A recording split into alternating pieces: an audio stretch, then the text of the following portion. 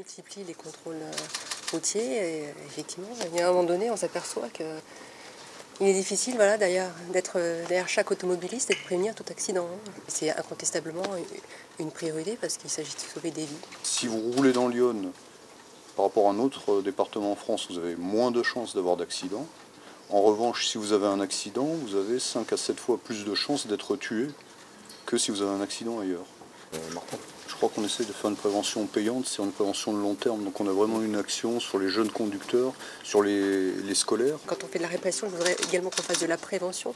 Et dans nos choix de peine, certes les multirécidivistes, on part sur des peines d'emprisonnement, mais on essaye vraiment de développer des réponses pénales qui se veulent également pédagogiques et qui, on l'espère, préviendra d'autres comportements à risque. Donc on leur impose très fréquemment de faire des stages de sensibilisation. Il y a beaucoup de gens aujourd'hui qui roulent sans permis, sans assurance. Donc effectivement, vous imaginez les dégâts collatéraux. Certains n'hésiteront pas malheureusement à conduire malgré une suspension de permis. Tout à fait, bien sûr. Parce qu'il faut sauvegarder un emploi. Enfin, en tout cas, ils ont l'idée de sauvegarder leur emploi.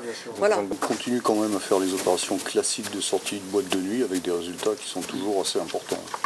Malgré tout. Et les sorties de rave party. Évidemment, à l'été, avec le départ en vacances des estivaliers, on a quelques maisons qui sont visitées. C'est pour ça que l'on promeut chaque année, tant en zone police qu'en zone gendarmerie, l'opération Tranquillité Vacances. L'année 2015 avait été plutôt bonne, il me semble. Très bonne. Là, j'ai pas été en zone police gendarmerie, mais... Toutes les personnes qui s'étaient inscrites n'ont pas été cambriolées. Ce qui nous met en difficulté cette année, évidemment, puisqu'on se compare toujours à l'année précédente. Oui, c'était toujours la... Je souligne quand même le gros investissement financier du parquet en termes de frais de justice pour tout ce qui est effectivement recherche génétique. C'est de constater que nos cambrioleurs font également attention, ils mettent des gants, ils évitent effectivement de se faire repérer, mais il nous arrive malgré tout d'avoir un peu de chance. Et puis la science progresse à grands pas. Et on est toujours servi par le fait qu'on a vraiment un temps d'avance du point de vue des techniques d'investigation sur les séries B américaines. Vous avez des dispositifs typiques comme celui dont parlait le colonel.